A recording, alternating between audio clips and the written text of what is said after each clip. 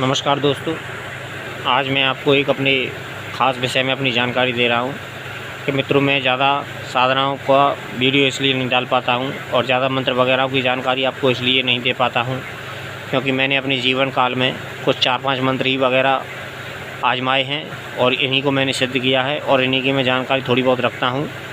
और मैं कोई ज़्यादा बड़ा इस क्षेत्र में ज़्यादा बड़ा जानकार नहीं हूँ, लेकिन फिर भी जो मोटे मोटे अनुभव हैं 2-4 साधना मैंने जो की हैं उनके अनुभव के आधार पे जो मैं कुछ जानकारी इकट्ठी कर पाया हूँ। और यहाँ फिर जितना मैं जानता हूँ, क्योंकि जानता तो घर में इस क्षेत्र में बचपन से ही हूँ, लेकिन बड़ा होकर कुछ ज़्यादा जान गया हूँ और साधनाएँ करके कुछ और थोड़ा सा जानकारी ज़्यादा हो गई है, अनुभव भी हो गए हैं, प्रैक्टिकल भी किए हैं। तो मित्रों मैं इस समय तो अपनी एक अघोर साधना में व्यस्त हूँ जो मेरी 2000 से चल रही है जो मेरी 4 बार साधना भंग भी हुई है। और मैंने उसमें 4 बार मेरी साधना भंग होने के कारण मैं काफ़ी उस साधना में जब मैं सफलता के करीब पहुंचता हूं तो मैं कहीं ना कहीं गलती कर बैठता हूं। मैं 4 बार गलती कर चुका हूं और 4 बार मेरी साधना मंजिल पर पहुंचते पहुंचते सिद्ध होने तक मेरी काफ़ी 4 बार भंग हो चुकी है। और मैं हमेशा अब मैं इसी साधना में व्यस्त हूँ जो मैं आपको अधिक जानकारी नहीं दे पाता हूँ। और यह साधना मेरी लंबी साधना है, ये तो हमारे गुरुदेव ही जानते हैं और या फिर ईश्वर जानता है कि ये हमारी साधना कब पूर्ण होगी। लेकिन फ़िलहाल मैं इस समय इसी साधना में व्यस्त हूँ। जो अघोर साधना अपने आप में एक बहुत उच्च से कोटि की साधना होती है और श्रेष्ठ साधनाओं में सबसे उच्च कोटि की जो साधनाएँ होती हैं।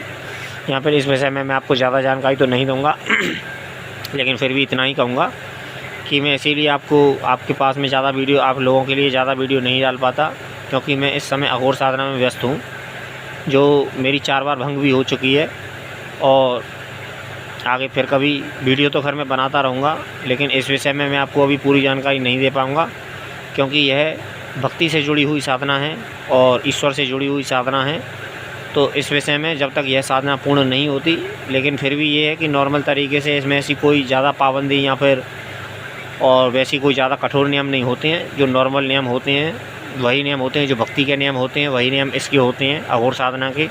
बस इतना है कि यह साधना हर किसी साधक के नसीब में होती नहीं है और हर साधक इस साधना को कर नहीं सकता है, क्योंकि सर्वप्रथम इस साधना के लिए गुरु मिलना परमावश्यक है, जो कि गुरु होते भी हैं लेकिन साधक इस साधना का जानकार नहीं होता है। साधना तंत्र मंत्र के क्षेत्र में तो खैर मंत्र वगैरह की जानकारी तो आपको मिल जाती है, लेकिन इस साधना की जानकारी किताबों में नहीं होती है और ना ही किताबों में मिलेगी कभी आपको। यह तो केवल गुरु शिष्य और पद्धति के जरिए ही गुरु शिष्य परंपरा के जुड़ी हुई है और यह मुख से दी हुई साधना होती है। इसमें कोई मंत्र वगैरह नहीं होता है। इसमें जो भी मुख्य मंत्र होता है वो गुरु मंत्र होता है या फिर इष्ट मंत्र होता है, उसी से संबंधित यह साधना होती है।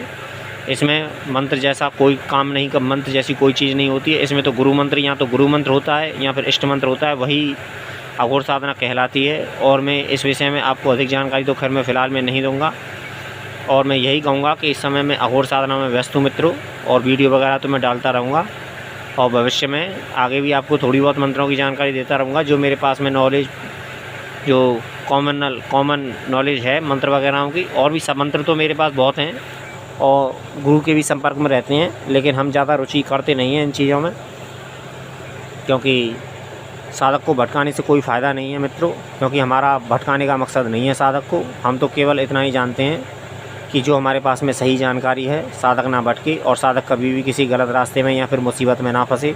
इसलिए हम ऐसे वैसे मंत्रों को नहीं डालता हूँ। मैं कभी भी उग्र मंत्रों को या फिर तामसिक मंत्रों को नहीं डालता हूँ।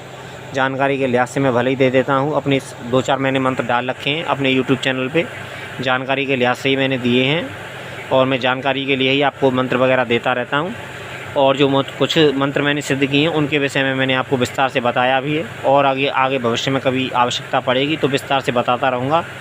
लेकिन मैं यही कहूँगा मित्रों कि नए साधक को, क्योंकि उच्च कोटि का जो साधक होता है उसको मेरी आवश्यकता नहीं है, वो स्वयं अपने आप में परिपक्व है और उसे मेरी आवश्यकता नहीं पड़ेगी।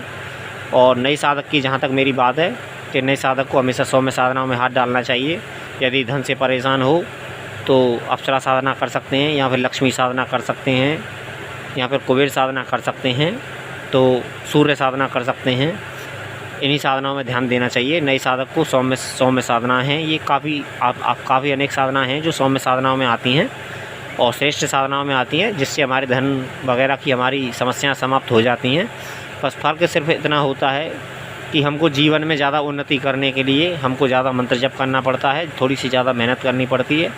और मित्रों, जब हम मंत्र जाप वगैरह करते हैं या फिर हम कोई भी अच्छा काम करते हैं तो थोड़ा सा तो मित्रों कष्ट होता है, लेकिन कष्ट के बदले में हमें कुछ मिलता भी है। ऐसी बात नहीं है, कष्ट करने के बाद में हमें बहुत कुछ मिलता भी है। हमें मान सम्मान मिलता है, धन पैसा मिलता है, रोज़गार हमारा अच्छा चलता है, समाज में हमें श्रेष्ठ स्थान मिलता है। तो इन भावनाओं में नए साधक को हमेशा इन्हीं साधनाओं पर ध्यान देना चाहिए और उग्र साधनाओं में ध्यान नहीं देना चाहिए। अच्छा मित्रों, धन्यवाद।